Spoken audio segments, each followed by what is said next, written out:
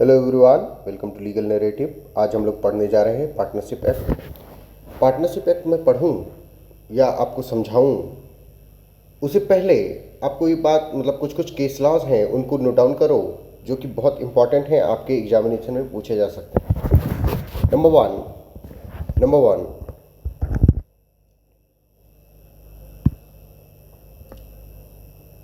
Shankari Tirumala Rao, Shankari Tirumala Rao and others versus Penki Aruna Kumari,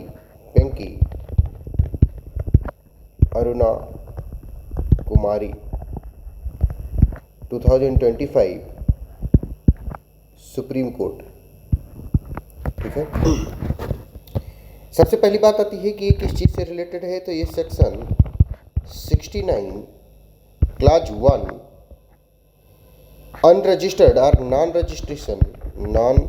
registration of partnership firm से related firm. ठीक है, इसमें क्या बताया गया इस केस में बताया गया कि a suit filed by a partner of an unregistered partnership firm against another partner for recovery of money is barred। फिर से बोलता हूं, a suit filed by a partner of an unregistered firm against another partner for recovery of money is barred under section 69 clause 1 of the Partnership Act 1932. Okay, now why this is barred? This is barred because under section 69 it is mandatory। समझ पा रहे हो? सिर्फ कुछ कुछ exceptional cases में suit for dissolution of firm और rendition of account of a dissolved firm can takes place. Otherwise unregistered firm पे कोई भी लीगल एक्शन आप नहीं ले सकते हो। Okay, even inter partner suits for contractual claims are hit by section 69 clause 1। ये बात ठीक है। Next is number 2, Annapurna B उपिन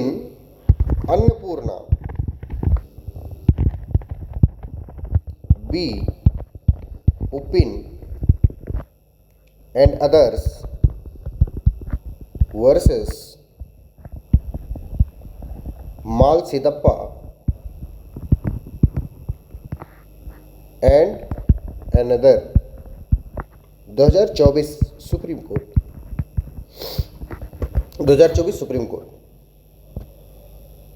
ये किस सेक्शन से रिलेटेड हैं? This case is related with sections 32 कह रहा हूं, 35, 42 एंड 45। ओके, इस केस में बताया गया सुप्रीम कोर्ट के द्वारा कि legal heirs of a deceased partner, legal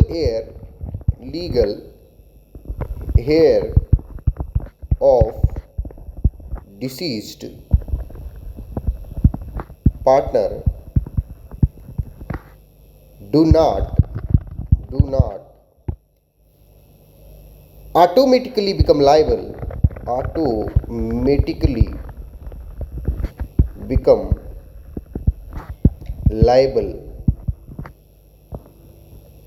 for the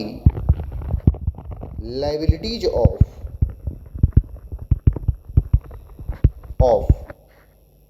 the partnership firm।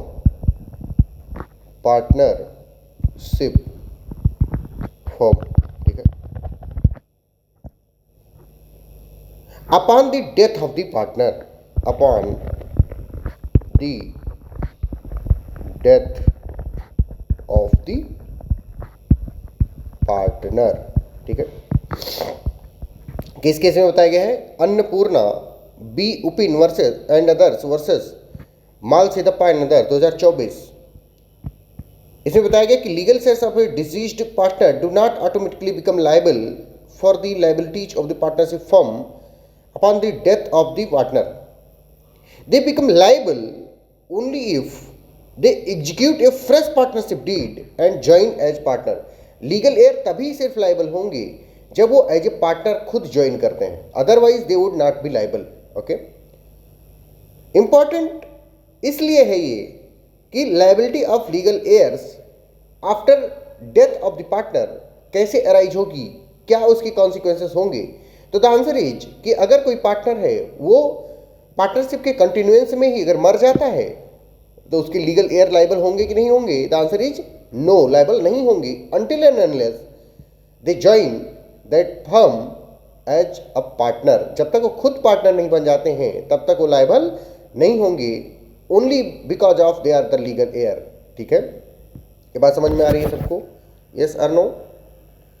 तो ये दो बहुत ज़्यादा ही इंपॉर्टेंट केस थे जिनको मतलब रिसेंट केसेस की कैटेगरी में हमको याद करना है पार्टनरशिप वाले एक्ट से। Okay, now the third the most important case is, these are the landmark cases। number third, एक केस का नाम बताने के बाद में मैं लेक्चर्स को स्टार्ट करूंगा और उनको इन टोटो डिस्कस करने की कोशिश करूंगा। Cox versus Hickman. ठीक है, 1860 का है case, house of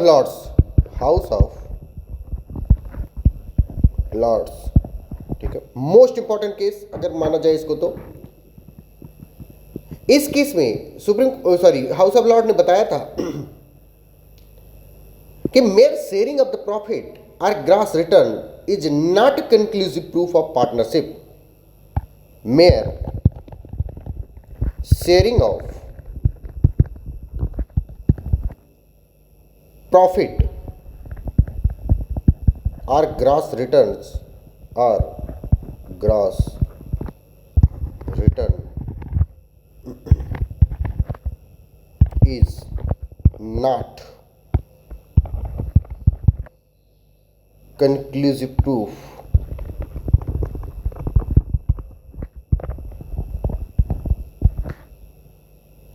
of partnership। ये बात ठीक है, इतनी बात समझ में आ गई सबको? तो बात आती है कि फिर प्रॉफिट शेयरिंग और ग्रॉस रिटर्न जब कंक्लूसिव प्रूफ नहीं होंगे पार्टनरशिप के तो फिर होगा क्या? इसी केस में हाउस ऑफ लॉर्ड्स ने बताया कि the true test is whether the business is carried on, the true test is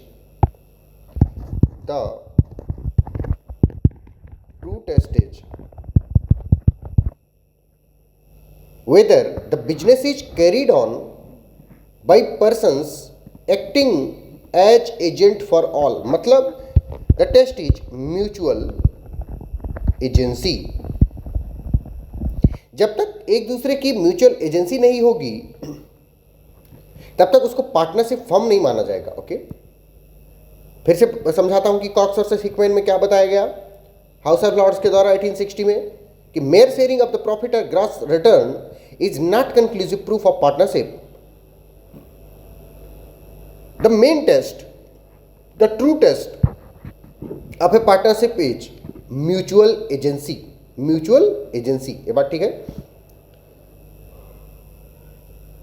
This case, Cox versus Hickman, is also called the foundation of modern partnership law। समझ में आ रही बात? अब ये ऐसा इसलिए है क्योंकि जो लेंडर्स होते हैं, सर्वेंट्स होते हैं, widows receiving annuity, they are not partners. तो क्यों पार्टनर नहीं होती हैं? क्योंकि उनकी म्यूचुअल एजेंसी नहीं होती है, even though they are sharing the profit. कौन कौन? लेंडर हुए, सर्वेंट हुए, विडो हुई, ये सब पार्टनर नहीं होते। सेक्शन 6 पढ़ोगे अगर आप तो उसमें आपको ये बात समझ में आएगी। अभी हम पढ़ा रहे हैं कुछ देर में। Okay, next case is number 4th। Helper Girdhar Bhai, Helper Girdhar भाई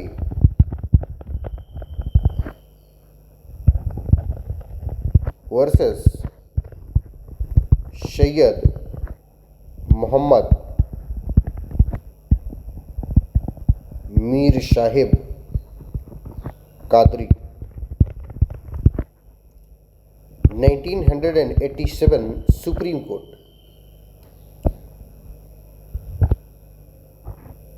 ये जो केस है सुप्रीम कोर्ट का मोस्ट इंपॉर्टेंट केस है। क्यों? क्योंकि इसमें बताया गया कि whether partnership exist is a mixed question of law and fact.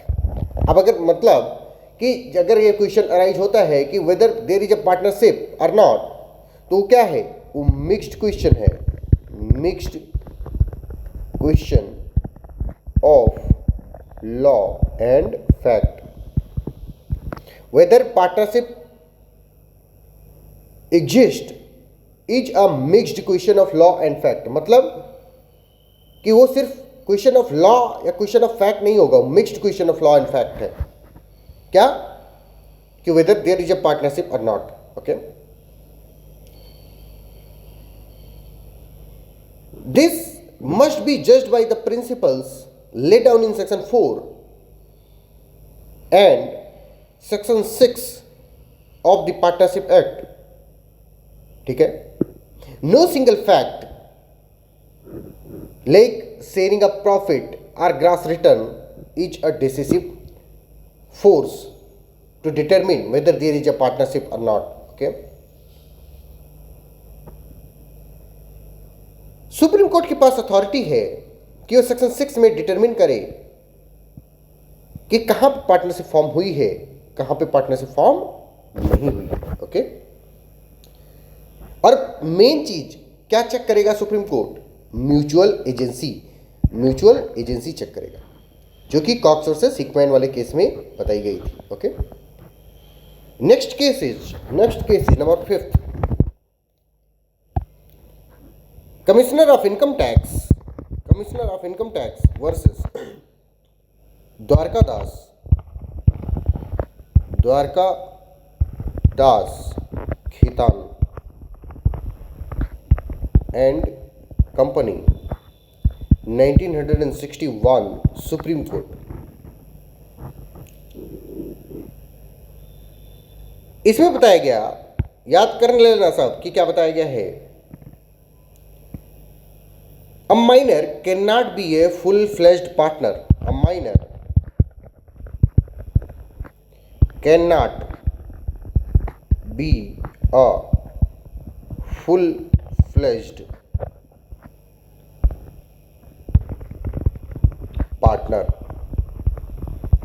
ठीक है, partnership requires contractual capacity।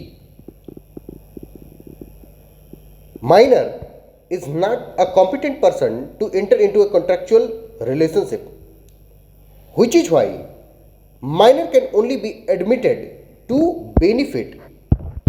Minor can only be admitted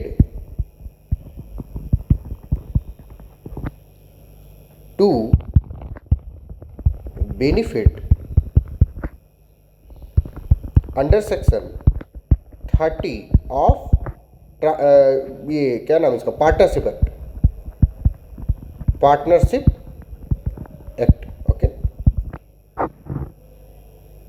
full fledge partner नहीं हो सकता है कौन? माइनर। क्यों? क्योंकि उसकी कैपेसिटी ही नहीं है कॉन्ट्रैक्चुअल रिलेशनशिप में एंटर करने की। उसको सिर्फ under section 30 for the benefit enter कराया जा सकता है। Okay, next case is number 6th। Mister या मिसेस जो भी कहते हैं उसको,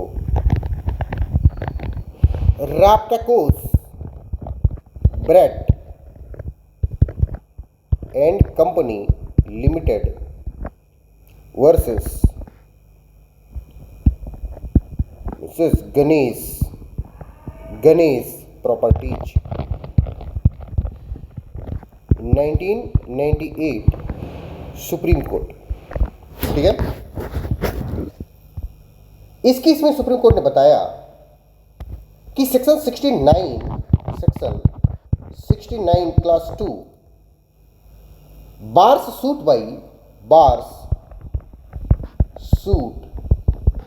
bye unregistered firm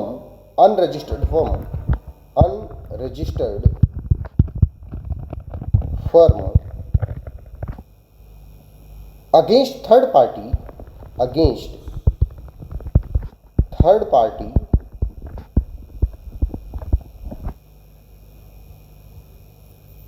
to enforce right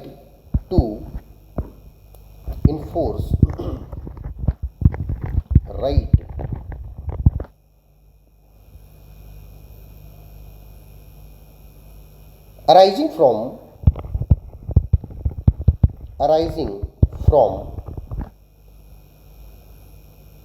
contract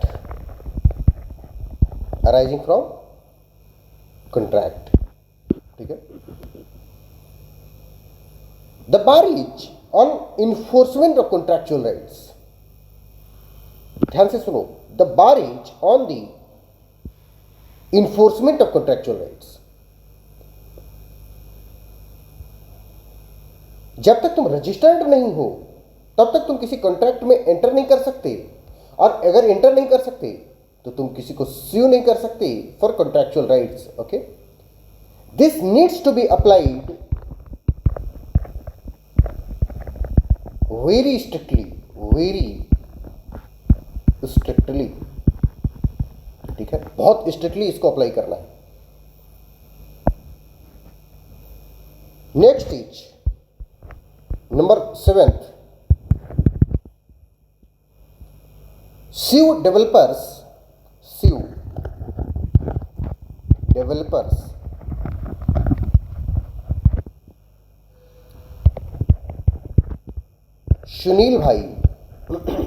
Sunil bhai, Shoma bhai, Ajmeri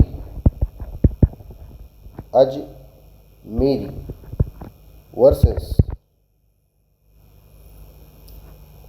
अक्षरय developers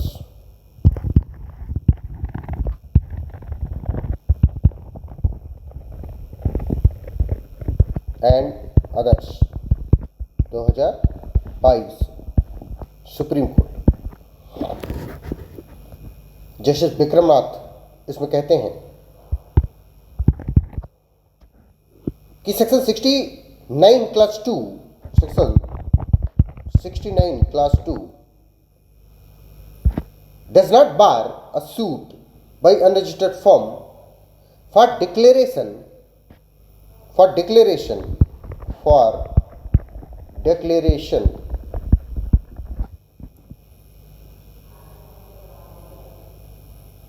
that a sale deed is null and void,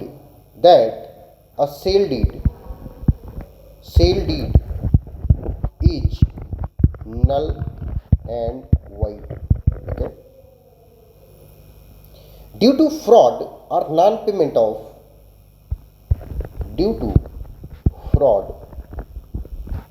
or non-payment of consideration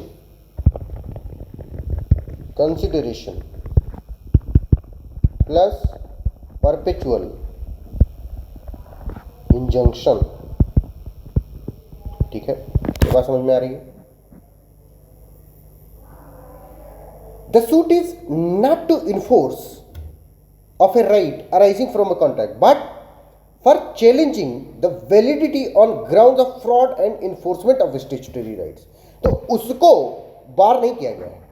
फिर से बोलता हूं, section 69 clause 2 does not bar a suit bye unregistered firm for declaration that a sale deed is null and void due to fraud or non-payment of consideration plus perpetual injunction। अब इस चीज को आप इस चीज से कंफ्यूज ना कर जाना कि अगर कॉन्ट्रैक्ट को इन्फोर्स नहीं करा सकते तो आप अगर कोई आपके ऊपर फ्रॉड हुआ है तो आप उसको भी नहीं करवा सकते, उसको करवा सकते हो, उसके खिलाफ सूट कर सकते हो। ओके, इस वाले केस में स्यू डेवलपर्स वाले केस में the suit is not for enforcement of right arising out of contract but for challenging validity on ground of fraud and enforcement of statutory rights. उन स्टैट्यूटरी राइट्स को use करने के लिए, enforce कराने के लिए किया गया है। ओके, ये बात समझ में आ रही है सबको? तो ये 7 केसेस हैं जो मोस्ट इंपॉर्टेंट हैं, इनको बाबू आप याद करके रखोगे। Okay, now we will move to the full on discussion of the partnership act, जिसमें हम हर चीज को इन टोटल डिस्कस करने की कोशिश करेंगे। इंपॉर्टेंट केस लॉज हमने आपको बता दिए हैं, अब हम सारे इंपॉर्टेंट सेक्शंस को देखने की कोशिश करेंगे और उनके इंटीग्रिटीज को, उनकी इंट्रिकेसीज को समझने की कोशिश करेंगे। बहुत छोटा सा लेक्चर होने जा रहा है, आपको सारी चीजें मैं समझाने की कोशिश करूंगा जिससे आपको कभी भी कोई भी दिक्कत नहीं आएगी। Okay, let's start. सबसे पहली बात कि इस पूरे एक्ट का नाम क्या है, तो इसका नाम है द इंडियन पार्टनरशिप एक्ट 1932। देखो, लिखने में थोड़ा टाइम लगता है तो मैं लिखूंगा नहीं हर चीज, बट मैं बता जरूर दूंगा। ठीक है, इसका एक्सटेंशन क्या है? एक्सटेंशन मतलब होता है कहां पर लागू होता है, तो it extends to whole of India. Whole of India, पूरे भारत पर लागू होता है। ओके, कब इन्फोर्स कराया गया था इसको, तो 1 अक्टूबर 1932 को इसको फोर्स में लाया गया था। Except section 69। This section 69 came into force on 1 October 1933। 1 October 1933 को फोर्स में आया। इसके अलावा इंडियन पार्टनरशिप एक्ट के जितने भी चीजें थी वो सब क्या है, इनफोर्स में आ गई थी। कब? 1 अक्टूबर 1932 को। इसके एक साल बाद 1 अक्टूबर 1933 को सेक्शन 69 को फोर्स कराया गया। ओके, सेक्शन 2 जो है, सेक्शन 2 और कुछ डिफिनेशंस को के बारे में बताने की कोशिश करता है, जिसका सेक्शन 2 का ए है, 2A, वो एक्ट ऑफ द फर्म की बात करता है। Act of firm. मैं कुछ इंपॉर्टेंट बातें लिख दूंगा, बस आपको उतना पता होना चाहिए। एक्ट ऑफ फर्म का मतलब क्या? एनी एक्ट और omission by all partners or by any partner or agent giving rise to right enforceable by or against the firm। कोई भी काम करते हो और अगर वो राइट को, इन्फोर्सिबिलिटी को, लाइबिलिटी को जन्म देता है तो एक्ट ऑफ द फर्म है। ओके, ये सेक्शन 25 से लगा करके 27 में जब लाइबिलिटी को डिटरमिन करना होगा, वहां पे बहुत क्रूशियल हो जाता है कि whether this is act of the firm or not. Okay, अगर कोई पार्टनर इंडिविजुअल कैपेसिटी में करता है, पार्टनरशिप फर्म के लिए नहीं करता, तो क्या एक्ट ऑफ द फर्म होगा कि नहीं होगा? तो आंसर इज नो, नहीं होगा। ओके, बिजनेस क्या होता है? बिजनेस 2B में बिजनेस डिफाइन किया गया है।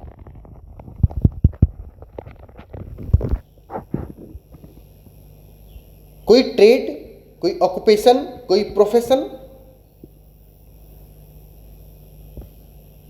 चाहे जो कुछ भी हो, उसको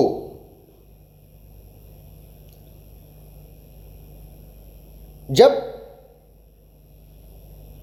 परफॉर्म किया जाता है तो उसको हम बिजनेस कहते हैं। It includes every trade, occupation and profession. अब इस प्रोफेशन वाले में एडवोकेट,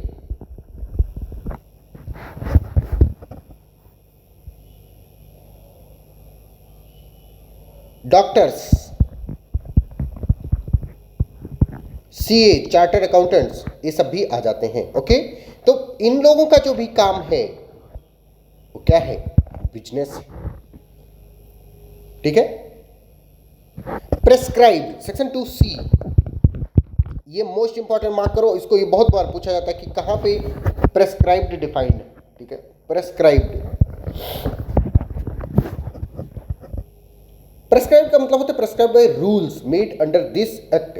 जहां कहीं पर भी, जिस किसी भी एक्ट में आप प्रेस्क्राइब की डिफिनेशन पढ़ोगे तो उस एक्ट के, उस स्टैट्यूट के कॉन्टेक्स्ट में प्रेस्क्राइब की मीनिंग होगी कि prescribe means the rules made under that act.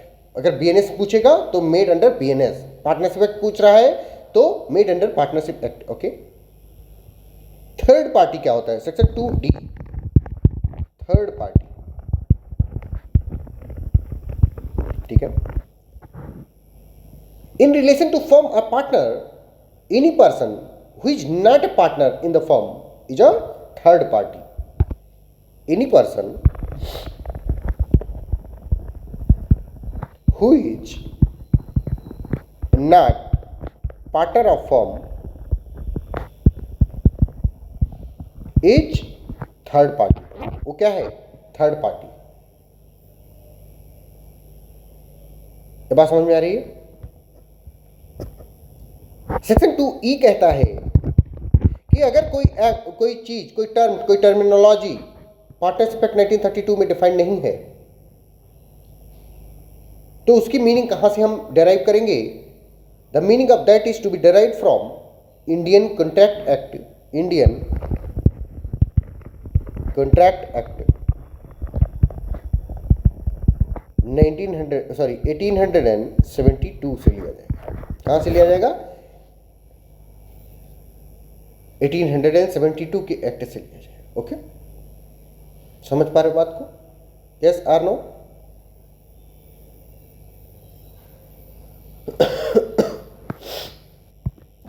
Section 3 जो है, सेक्शन 3 ऑफ पार्टनरशिप एक्ट, वो बताता है कि जो इंडियन कॉन्ट्रैक्ट एक्ट 1872 है उसमें जो जनरल प्रोविजन ऑफ कॉन्ट्रैक्ट दिए गए हैं, they shall continue to apply, they shall continue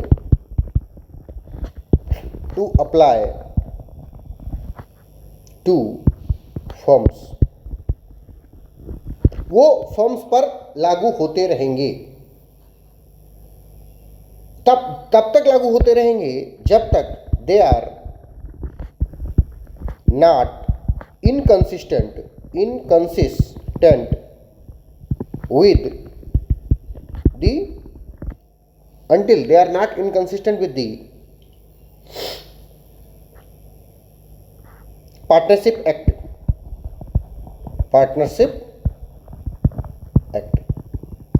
तो मतलब अगर पार्टनरशिप एक्ट के में अगर तुम कोई कॉन्ट्रैक्ट करना चाहते हो या पार्टनरशिप से रिलेटेड कोई कॉन्ट्रैक्ट करना चाहते हो तो वो कहाँ पे करोगे?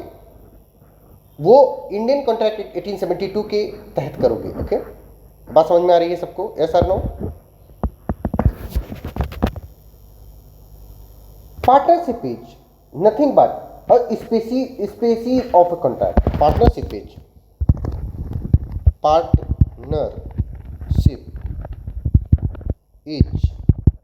a species of contract। ये कुछ अलग से, कोई अलग सी दुनिया से आई हुई चीज नहीं। It is a species of contract. So the general principles of contract, that is offer, acceptance, consideration, capacity to contract, free consent, lawful object, lawful consideration, ये सब लागू होते हैं unless they are inconsistent or contrary to the express provision of the partnership act 1932। Okay, आ रही बात समझ? अब बात करते हैं कि पार्टनरशिप का नेचर क्या होता है। चैप्टर 2 जो है, चैप्टर 2 पार्टनरशिप एक्ट का सेक्शन 4 to 8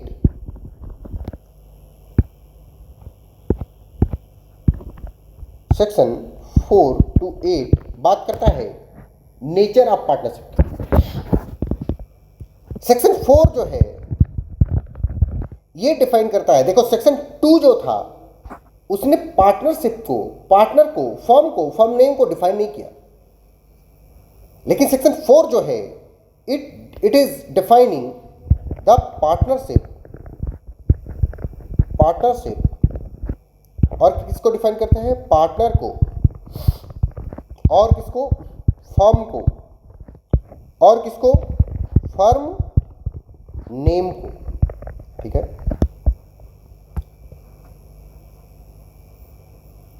अब सबसे ज्यादा इंपॉर्टेंट बात पूछेगा कि पार्टनरशिप किस एक्ट में, मतलब किस सेक्शन में डिफाइंड है, तो सेक्शन 2 मार्क नहीं करना है, सेक्शन 4 मार्क करना है। क्यों? क्योंकि सेक्शन 2 में सिर्फ इतनी ही डिफिनीशन है कि act of the firm, business, prescribe, third party, ये क्या होता है? पार्टनरशिप, पार्टनर, फर्म नेम, ये सारी चीजें कहां पे डिफाइंड है?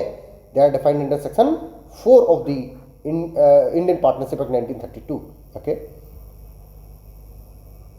इस सेक्शन में ये बात डिफाइन की गई कि पार्टनरशिप क्या होता है बेटा। तो partnership is the relation between two person या persons who have agreed to share the profits of a business carried on by all or any of them acting for all। Mutual agency वाली बात आ जाती है। Okay, कि partnership किसको कहेंगे? जहां पर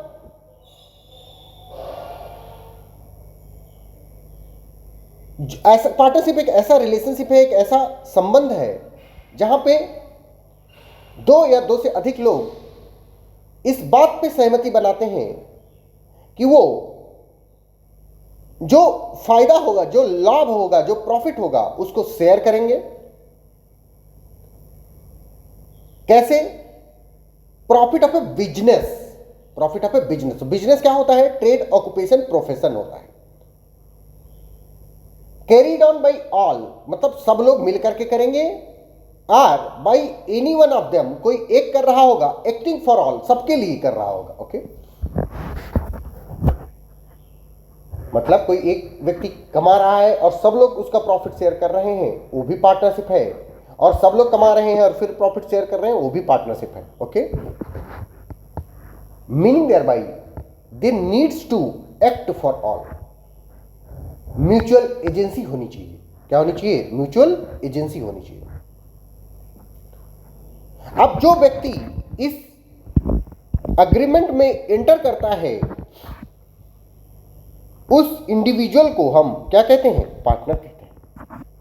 मतलब जो व्यक्ति इस रिलेशनशिप में एंटर करता है, वो जो व्यक्ति प्रॉफिट को शेयर करने के लिए अग्री करता है, उस व्यक्ति को हम क्या कहते हैं? पार्टनर कहते हैं। और पार्टनर्स के ग्रुप को जब वो कलेक्टिवली रेफर करना होगा तो उसको हम फर्म कहते हैं। और जब एक फर्म एक कोई नाम ले लेता है तो उसको हम फर्म का नेम कहते हैं। ओके, ये बात समझ में आ गई सबको?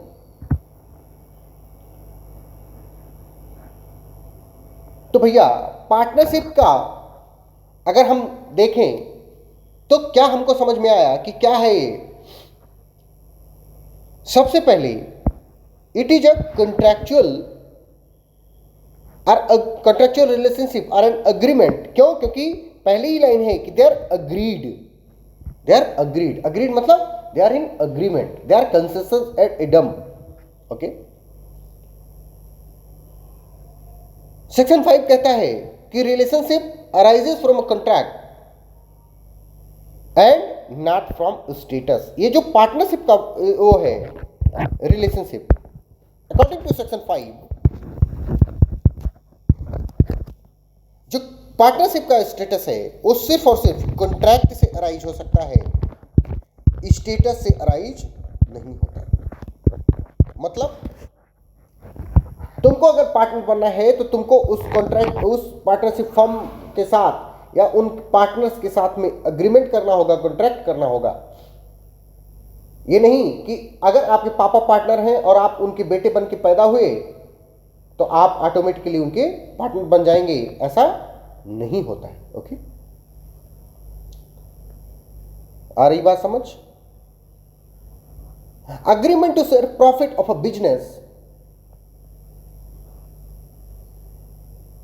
sharing of profit is prima facie evidence but not conclusive proof।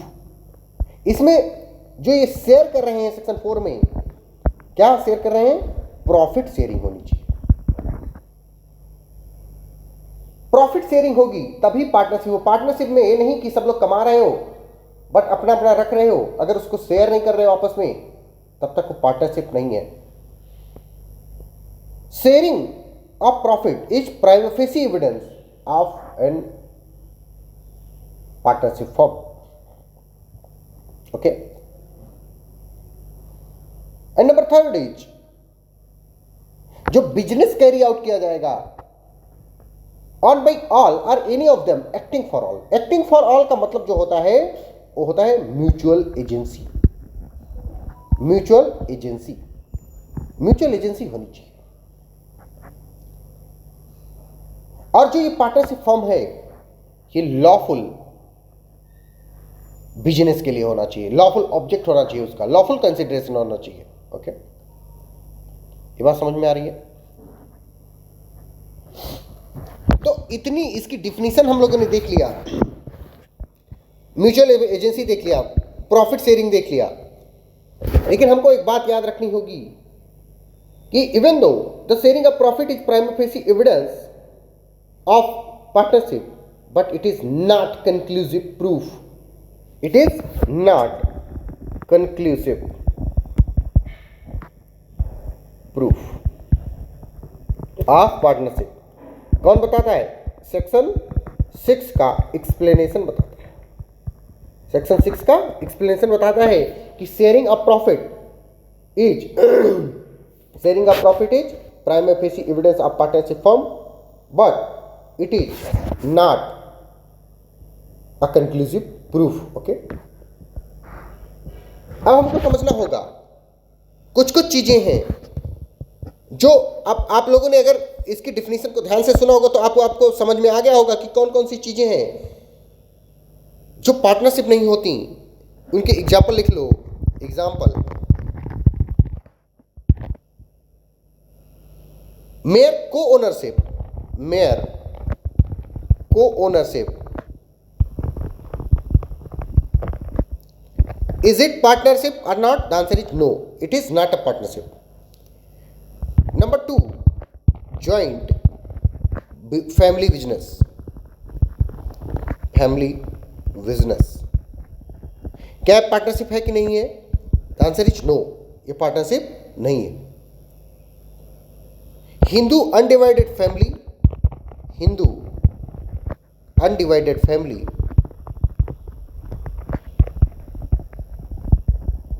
क्या पार्टनरशिप है कि नहीं है? द आंसर इज नो, नहीं है।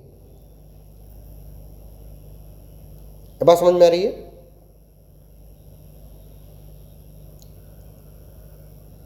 एंड नंबर 4 इज, जैसे अभी हमने ऊपर ये सेक्शन 6 एक्सप्लेनेशन में बताया कि only sharing of the profit और return is not the conclusive proof of a partnership form.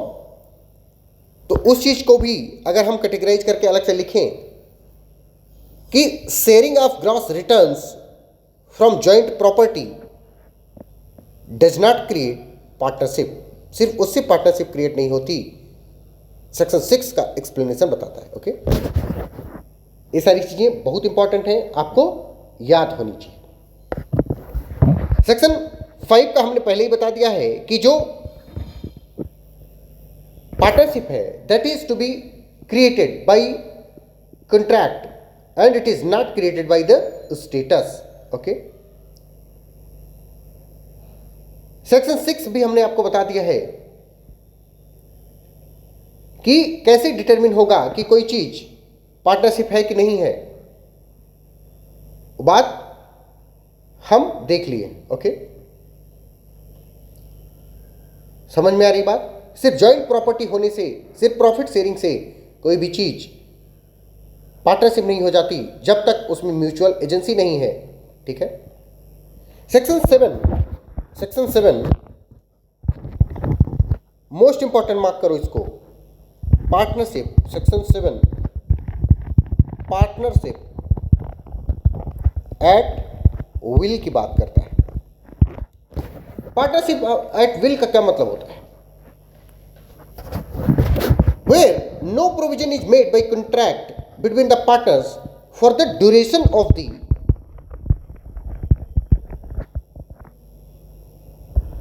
partnership.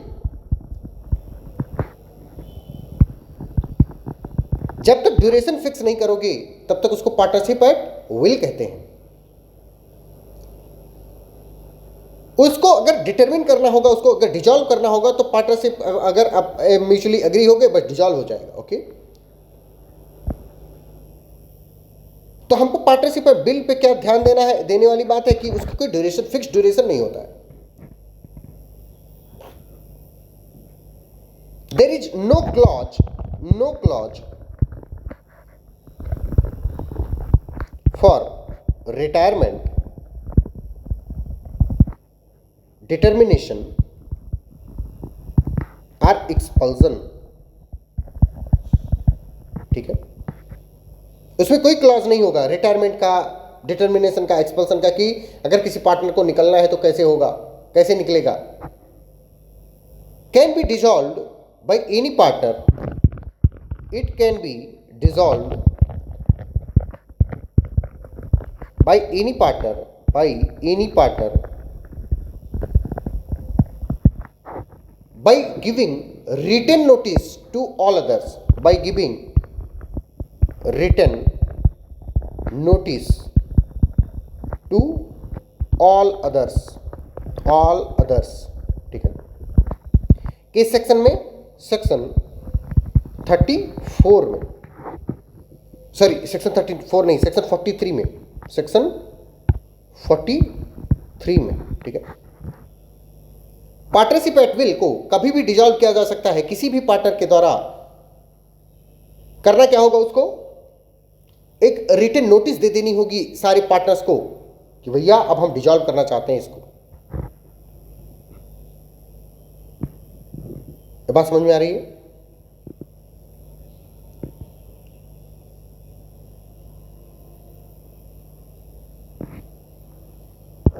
ये बात समझ में आएगी सबको? किसी को कोई दिक्कत? सेक्शन 8 जो है, सेक्शन 8 पर्टिकुलर पार्टनरशिप की बात करता है. Particular partnership. ठीक है. सेक्शन 7 आप मोस्ट इंपॉर्टेंट है बाबू. पार्टनरशिप एट विल क्यों कहा जाता है? क्योंकि उसका कोई ड्यूरेशन नहीं होता है, उसमें कोई क्लॉज नहीं होता है रिटायरमेंट का, डिटर्मिनेशन का, एक्सपल्जन का. उसको डिसॉल्व किया जा सकता है by giving written notice to all others under section 43 of the partnership act 1932. अब बात आती है पर्टिकुलर पार्टनर की, पर्टिकुलर पार्टनरशिप की. सेक्शन 8 में ये क्या होता क्या है? A person may become a partner with another person in particular adventure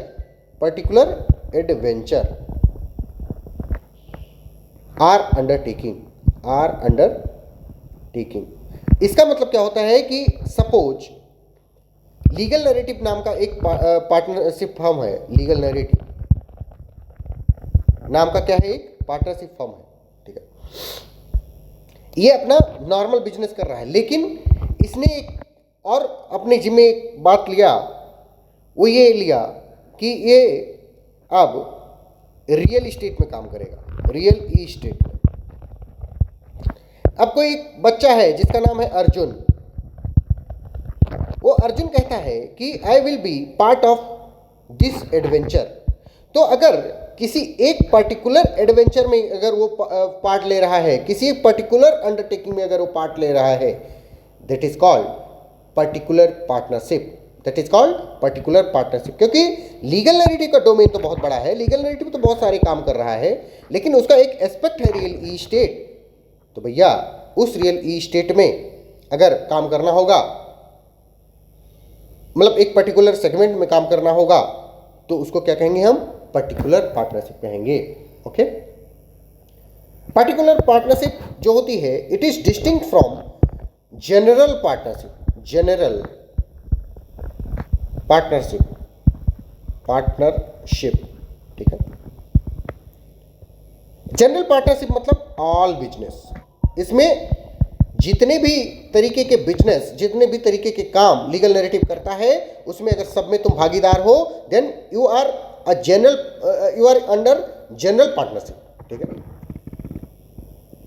particular partnership में स्पेसिफिक वेंचर होता है, जैसे रियल एस्टेट का अभी हमने एग्जांपल लिया। वन कंस्ट्रक्शन प्रोजेक्ट हो गया, कोई फिल्म प्रोडक्शन हो गया, और जैसे ही ये एडवेंचर, ये प्रोजेक्ट खत्म होगा, द फर्म डिजॉल्व हो जाएगी, ठीक है। कौन सी? ये जो नया वाला पार्टनर जुड़ा था और उससे रिलेटेड जो पार्टनरशिप फॉर्म बनी थी, वो डिजॉल्व हो जाएगी। किसमें? Under section 42B of the partnership act. बात समझ में आ रही है? अनलेस एन अदरवाइज कॉन्ट्रैक्ट, जब तक कोई ऐसा कॉन्ट्रैक्ट कर लिया जाए कि भैया ये वेंचर खत्म होने के बाद में भी हमारी पार्टनरशिप कंटिन्यू करेगी, तब तक वो क्या रहेगा? वो ऑटोमेटिकली डिजॉल्व हो जाएगा सेक्शन 42 क्लास बी में। पर्टिकुलर पार्टनरशिप समझ में आ गया सबको? अब बात आती है कि चैप्टर 3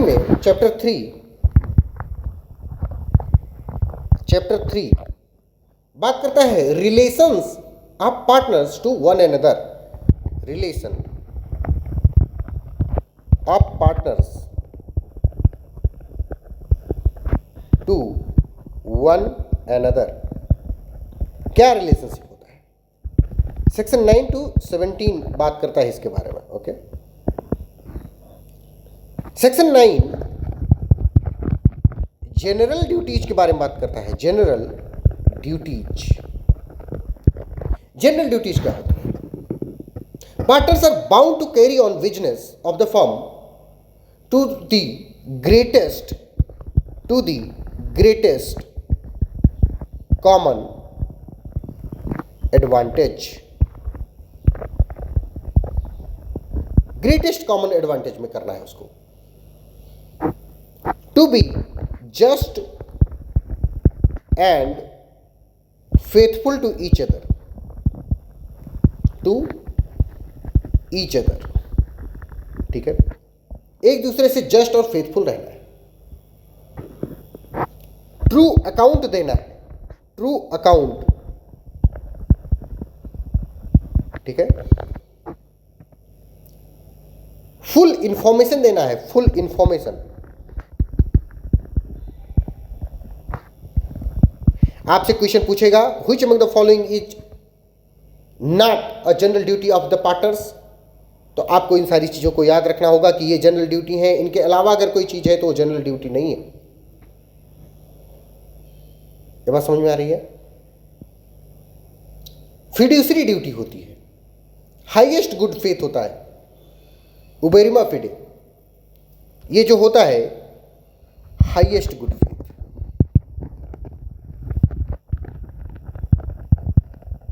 ऑल डिस्क्लोजर होना चाहिए, ऑल डिस्क्लोजर। इसको हम उबेरिमा फिडे भी कहते हैं, उबेरिमा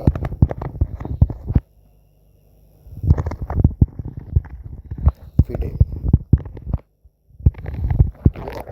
क्या कहते हैं, ओबेरियो फिडे कहते हैं। This extends to the legal representatives also. बात समझ में आ रही है?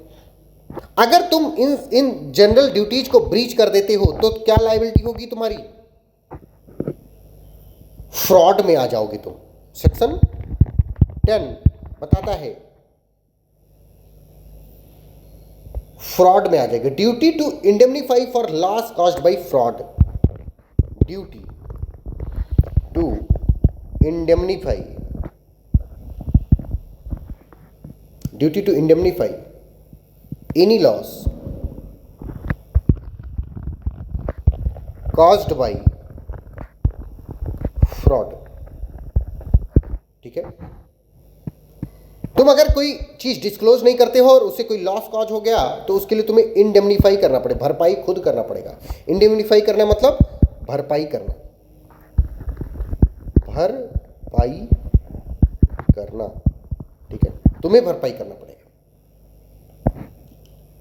Here the fraud means fraud against the firm, not the third party।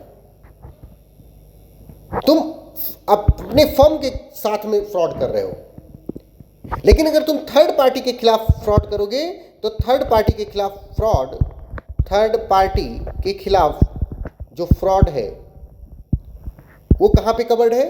Section 26 of the partnership act में कवर्ड है। ठीक है, personal liability cannot be contracted out of entirely due to fiduciary nature। okay, आ रही बात समझ सबको? Yes sir, no?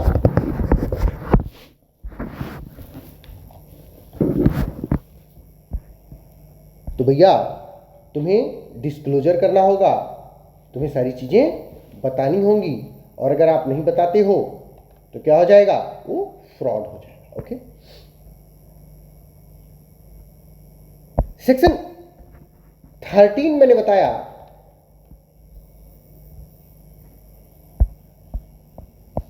कि section 13 में भी लायबल हो जाओगे। उसको अभी हम थोड़ा और अच्छे से डिस्कस करने की कोशिश करेंगे। सबसे पहले हम सेक्शन 11 देखते हैं। सेक्शन 11 ये क्या कहता है? Determination of the rights and duties by contract. मतलब डिटर्मिनेशन का मतलब होता है खत्म कर देना। Determination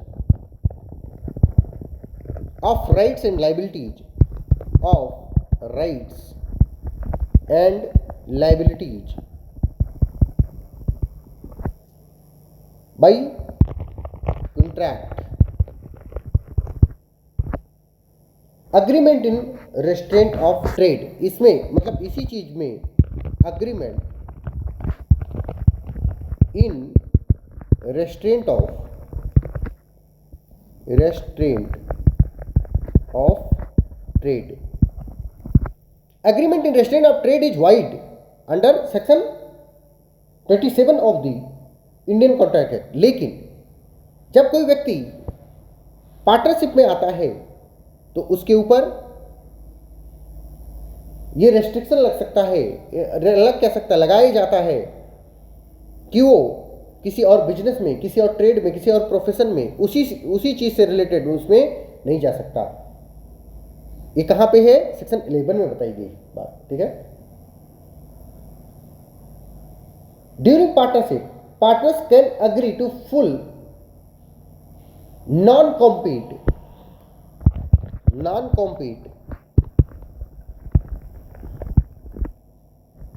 clause. ठीक है, अगर रिटायर हो गया हमारा पार्टनर, मतलब पोस्ट रिटायरमेंट या डिसोल्यूशन ऑफ द फर्म, उसके बाद में जो रेस्ट्रेंट लगेगा that is covered under section 36 clause 2 and section 54 reasonable restrictions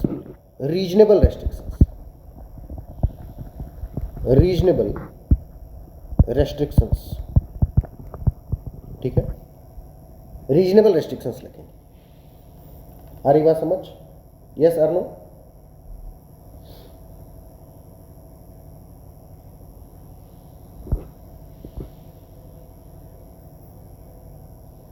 mutual rights and duties को भी तुम कॉन्ट्रैक्ट के द्वारा, कोई आपस में कॉन्ट्रैक्ट कर लो और उससे क्या कर दोगे, डिटरमाइन कर दोगे। समझ में आ रही बात सबको? सेक्शन 12 जो है वो कंडक्ट ऑफ बिजनेस की बात करता है कि सारे पार्टनर के पास राइट होगा कि कंडक्ट ऑफ बिजनेस में पार्ट लें, every partner is bound to attend diligently his duty. ये सारी चीज़ें दुनिया भर की हैं, उसके लिए हम बहुत ज़्यादा वो नहीं करेंगे, उसमें मतलब बहुत घुसने की कोई मतलब है नहीं। Okay, section 13 important. सेक्शन 13 क्या कहता है? Section 13 mutual rights and liabilities की बात करता है। म्यूचुअल राइट्स एंड लायबिलिटीज, किसके mutual rights and liabilities? Partners के। And these mutual rights and liabilities are subject to contract. ये सब्जेक्ट टू कॉन्ट्रैक्ट है। ओके, अब म्यूचुअल राइट्स एंड लायबिलिटीज में क्या क्या आता है? Number 1, no remuneration for taking part in the conduct of business. कुछ पैसा नहीं मिलेगा अगर तुम कंडक्ट ऑफ बिजनेस में पार्ट लेते हो तो। क्यों? क्योंकि you are acting for all, तो तुम नौकर नहीं हो, you are agent of each other, you are acting in mutual agency. तो रेम्यूनरेशन किसको मिलता है? रेम्यूनरेशन या वेतन उसको मिलता है जो नौकर होता है। You are not the servant. Okay, equal share in profit होगा, equal share in profit. Profit में क्या होगा तुम्हारा? इक्वल शेयर होगा। Equal contribution to the loss, equal contribution to the loss. अगर लॉस हुआ है तो उसमें भी इक्वल कंट्रीब्यूशन होगा। ओके, अगर किसी इंटरेस्ट आ रहा है किसी कैपिटल पर तो वो भी कैसे बटेगा? इक्वली बटेगा सब में। Okay, and the most important is कि partner to indemnify for loss by his willful neglect। अगर कोई पार्टनर बिलफुली नेग्लेक्ट करता है, ये कहां पे बताया कि सेक्शन 13 के EF में बताया गया है। ओके, तो क्या होगा? वो लायबल होगा। ठीक है,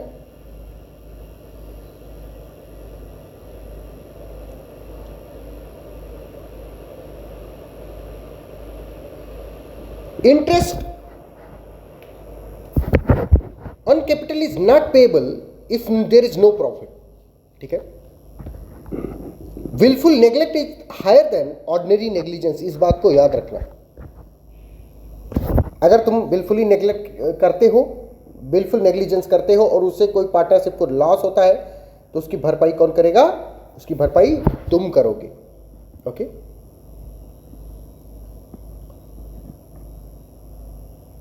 पर्सनल प्रॉफिट सेक्शन 16 बात करता है। सेक्शन 16 और बाकी के इंपॉर्टेंट नहीं है उतने। Section 16, personal profit earned bye partners, personal profit earned by partners. If any partner derives any profit for himself from any transaction of the firm or from use of the property, business connection, name, he shall account for that profit and to pay it to the firm। अगर कोई तुम personal profit earn करते हो तो तुमको उसको account बनाना पड़ेगा and then you have to pay to firm. मतलब तुम कोई पर्सनल प्रॉफिट कमा करके उसको जेब में नहीं भर सकते हो. Okay, meaning thereby partners secretly takes commission from supplier of the firm, then he must account for it. समझ में आ रही बात? बट नंबर ए, मतलब ये 16 का ए बताता है. 16 का बी बताता है, अगर कोई कॉम्पीटिंग बिजनेस तुम सेम सिटी में खोल देते हो, सेलिंग सेम गुड्स,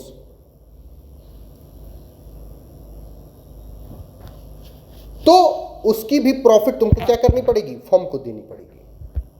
सेक्शन 16 का बी बताता है. ओके, सेक्शन 17 जो है, ये बात समझ में आ गई ना? ये बात समझ में आ गई कि सेक्शन 16 का ए जो है कि अगर तुम पर्सनल प्रॉफिट कमाते हो, तुम मान लो कोई सप्लायर है, उससे तुम कमीशन ले लिया, कुछ ले लिए, तो उसको तुम्हें किसे देना पड़ेगा? पार्टनरशिप फर्म को देना पड़ेगा. अगर तुम खुद का एक बिजनेस खोल दिए हो और उससे प्रॉफिट कमाते हो, तो उसको किसको देना पड़ेगा? फर्म को देना पड़ेगा. ठीक है. सेक्शन 17 में rights and duties after change in firm, expiry of term, additional undertakings. क्या होता क्या है इसमें? Change in the constitution, mutual rights duties in is reconstituted, अगर firm remain same as before change. अगर तुम फर्म की कॉन्स्टिट्यूशन को चेंज कर देते हो, उसके म्यूचुअल राइट्स एंड ड्यूटीज को चेंज कर देते हो, उसके बावजूद भी जो रिकॉन्स्टिट्यूटेड फर्म होगी दैट वुड रिमेन सेम. समझ में आ रही बात? उससे कोई फर्क नहीं पड़ेगा. इसका क्या पर्पज क्या है? इसका पर्पज है continuity and stability of rights and obligations despite changes unless there is a fresh agreement. Section 17 में किस चीज के पे एम्फेसिस किया गया? सेक्शन 17 का पर्पज क्या है? Continuity and stability of rights, obligations despite changes. कोई उसकी राइट्स एंड ऑब्लिगेशन सब सेम रहेंगे, चाहे जो कोई कॉन्स्टिट्यूशन तुम चेंज कर दो, तुम कोई भी चीज चेंज कर दो, unless there is fresh agreement.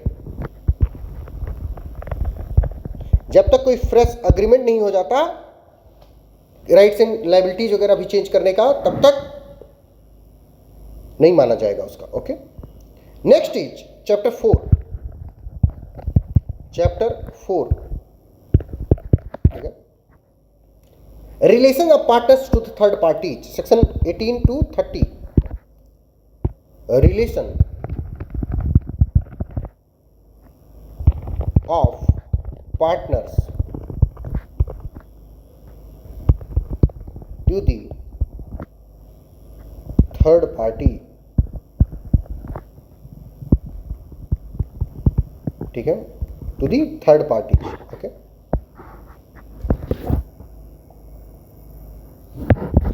Section 18 most important. ये सारे सेक्शंस हैं, मोस्ट इंपॉर्टेंट, मार्क करो इसको.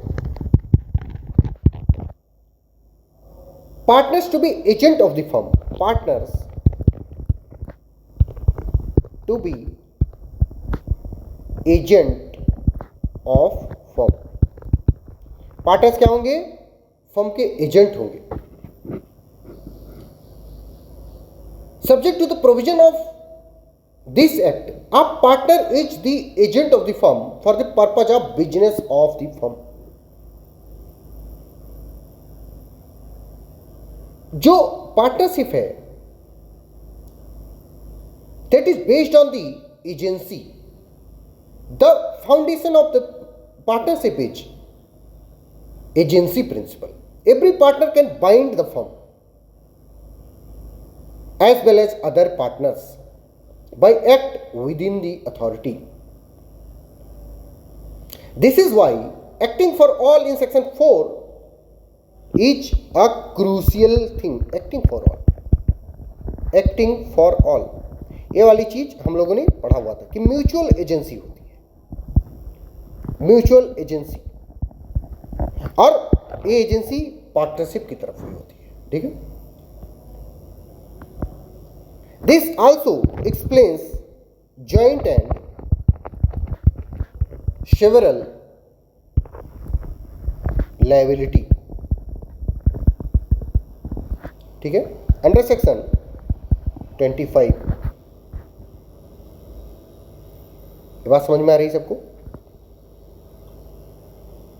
तो partners to be agent of the firms, यहां इसकी लायबिलिटी कैसी होगी? जॉइंट एंड सेवरल होगी सेक्शन 25 में। कोई भी पार्टनर पूरे एजेंसी को, पूरे फर्म को बाइंड कर सकता है bye act of his own, और अदर पार्टनर्स को भी बाउंड कर सकता है, ओके। सेक्शन 19 बात करता है implied authority of the partners as agent of the firm. अगर तुम एजेंट ऑफ द फर्म हो तो तुम्हारे पास कौन सी इंप्लाइड अथॉरिटी आ जाती है? इंप्लाइड अथॉरिटी, ठीक है, कौन कौन सी आ जाएगी? Subject to section 22, the act of the partners done are carried on in the usual way, business of the kind carried on firm binds the firm, binds the firm, firm bind हो जाता है, ठीक है। This binding power is called the implied authority. इसी को हम क्या कहते हैं? इंप्लाइड अथॉरिटी कहते हैं। बात समझ में आ रही सबको?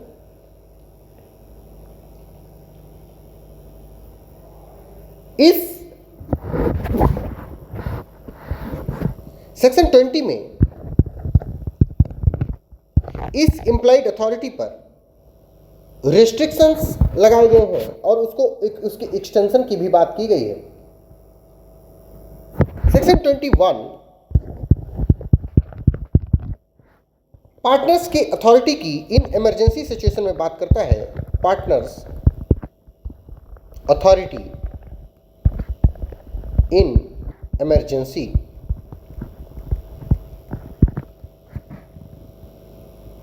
इमरजेंसी में पार्टनर्स के पास क्या क्या पावर है?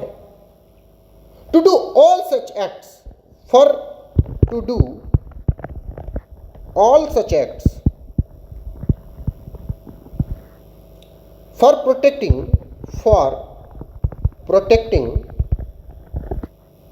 The firm from loss,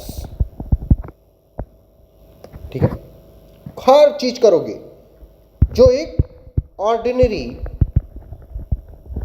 prudence का व्यक्ति करता, ठीक है, वो हर एक चीज तुम करो जो एक ऑर्डिनरी प्रूडेंस का व्यक्ति करता, ओके। जैसे partners can sell the perishable goods of the firm at last to prevent total destruction, okay.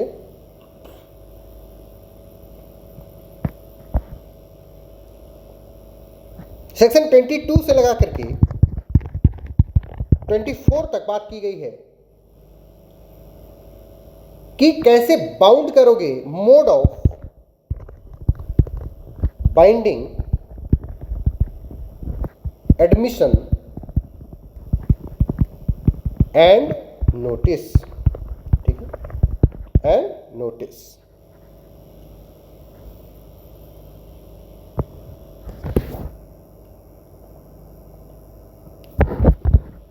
Section 25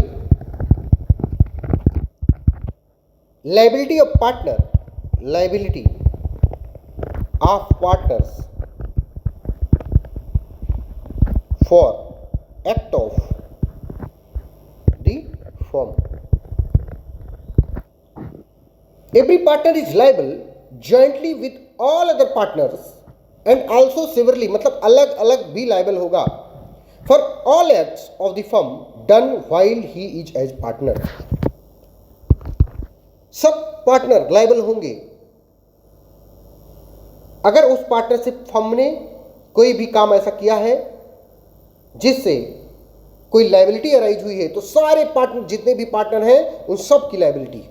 okay, ये लायबिलिटी कैसी होती है? जॉइंट एंड सेवरल होती है। जॉइंट एंड सेवरल, सेवरल मतलब होता है अलग अलग। ठीक है। सेक्शन 26 बात करता है, section 26, liability of the firm for wrongful acts of partner. Liability of the firm for wrongful acts of a partner। ठीक है।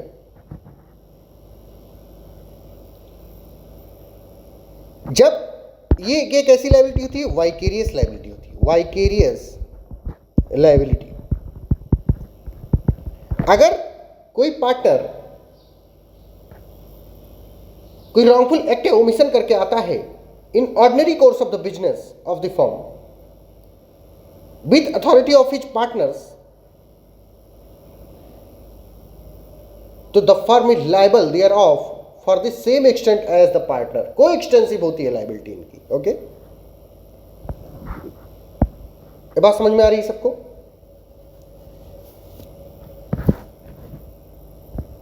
सेक्शन 27 बात करता है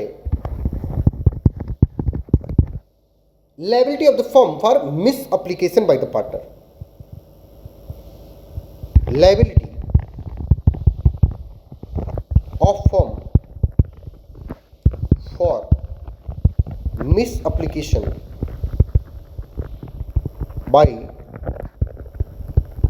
partners. A partner acting within his apparent authority receives money or property from a third person and misapplies it,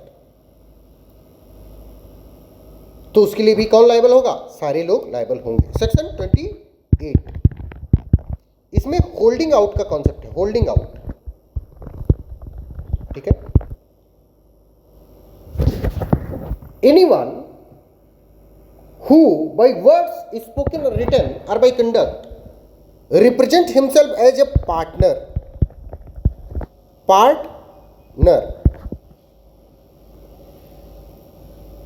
तो उसको क्या कहते हैं? होल्डिंग आउट कहते हैं।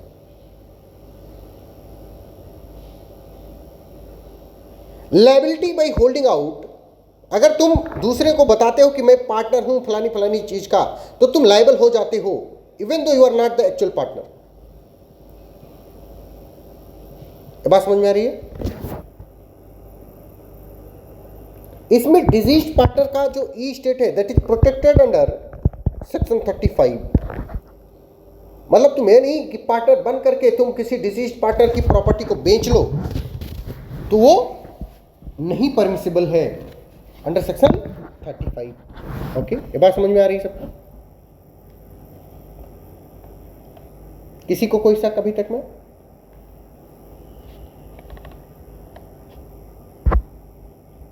Section 30, minors admitted to the benefit of the partnership. This is extremely important section, section 30.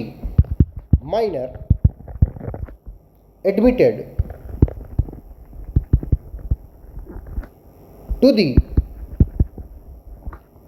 benefits of partnership. ठीक है, आ रही बात समझ? Core rule is a minor may not be a partner in a firm, but with the consent of all the partners, with the consent of all the partners,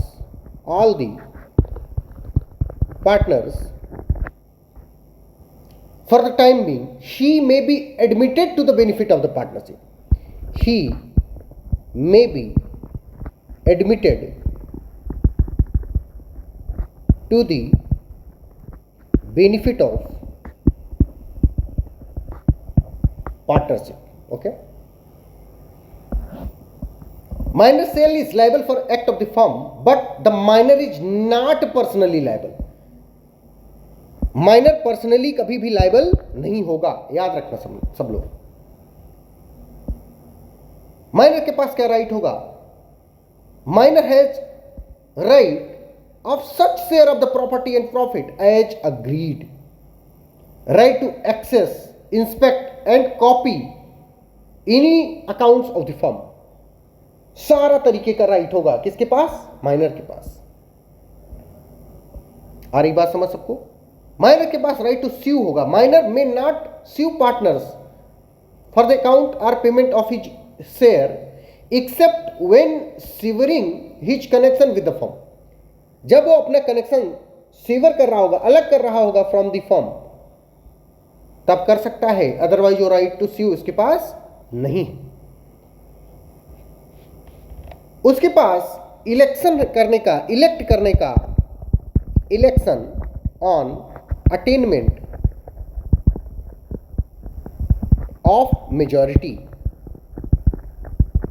जब वो major हो जाएगा at the time within 6 months of attaining his majority or of the obtaining knowledge that he has been admitted to the benefit whichever is later, minor may give public notice। उसको क्या करना होगा? Public notice देनी होगी। क्या देनी होगी? Public notice देनी होगी। किस बात की? That he has elected to become a part of the partnership firm or not to become a partner. Okay, इस चीज की क्या देगा वो? पब्लिक नोटिस देगा।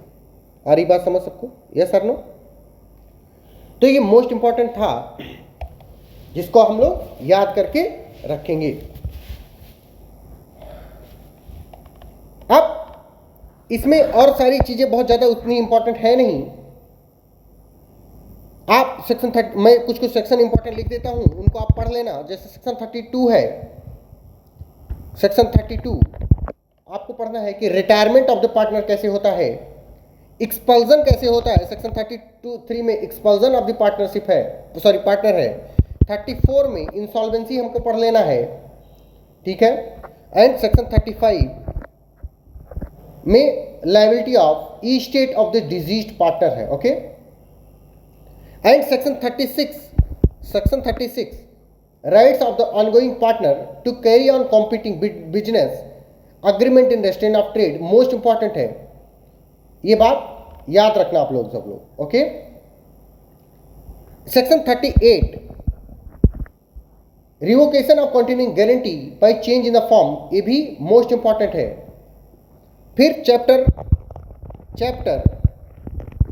6 में हमको डिसोल्यूशन ऑफ द फॉर्म के बारे में पढ़ना है, सेक्शन 39 से लगा करके 55 तक। लेकिन इसके कुछ इंपॉर्टेंट सेक्शंस में लिख दे रहा हूं, उनको आपसे पढ़ना। जैसे section 39 dissolution of the form, section 40 dissolution by the agreement, section 41 compulsory dissolution and section 42 dissolution on happening of certain contingency, ये। और section 43 dissolution by notice of partnership at will, section 7 अभी हम पढ़ रहे थे तो इस बात को हम लोगों ने देख लिया था। एंड सेक्शन 44 भी, मतलब dissolution by the court, dissolution by the court. ये बात एकदम अच्छे से हम लोगों को क्या करनी है? पढ़ लेनी है। और बाकी की चीजें इसमें से पढ़ने की उतनी कोई ज्यादा खास जरूरत है नहीं। Registration of the form, registration chapter 7 registration of the firm, registration of firms, ठीक है। सेक्शन 56 से लगा करके 71 तक है, इसको पढ़ना बहुत जरूरी है। एक बात याद रखो कि registration of the partnership form is optional, optional है, मतलब रजिस्ट्रेशन इज नॉट मैंडेटरी, ये ऑप्शनल है। There is no penalty for non registration. लेकिन सेक्शन 69 जो है, section 69 most important section 69 most important, the most important mark करो उसको। Section 69 imposes severe disabilities on non-registered or unregistered firm and their partners. Okay, registration practically compulsory हो जाता है अगर तुम सेक्शन 69 में तुम रजिस्टर्ड नहीं हो, मतलब अगर तुमने रजिस्ट्रेशन नहीं कराया हुआ है तो तुम स्यू नहीं कर सकते हो, प्रॉपर्टी के लिए स्यू नहीं कर सकते, किसी भी चीज के लिए स्यू नहीं कर सकते हो। और इसलिए हमको क्या करना होता है, रजिस्टर लोग करवा लेते हैं। ओके, मोस्ट इंपॉर्टेंट प्रोविजन है सेक्शन 69 का, बाबू याद रखना। और सेक्शन नेक्स्ट चैप्टर है चैप्टर 8 सप्लीमेंटल है, सप्लीमेंटल, इसको पढ़ने की उतनी कोई जरूरत है नहीं। Okay, they are not important, हमने आपको सब बता दिया, हमने आपको सब पढ़ा दिया। यही था अपना पार्टनरशिप, जिसमें section 69 is the most important. और आप लोग इस चीज को रिवाइज करते रहोगे, पढ़ते रहोगे और मेहनत करते रहोगे। Best of luck. अगर आपको कभी भी कोई डाउट होता है, कुछ भी होता है, तो आप 9984848968 पर कांटेक्ट कर सकते हो। ये मेरा नंबर है कृपा शंकर पांडे का, या आप 6207734309 पर भी कांटेक्ट कर सकते हो। ये मेरे मित्र, मेरे छोटे भाई राजीव रंजन सिंह का नंबर है, इस पर भी आप कांटेक्ट कर सकते हो। तब तक के लिए bye bye, Radhe Radhe, best of luck. पढ़ते रहिए, हंसते रहिए, मुस्कुराते रहिए, बाय बाय।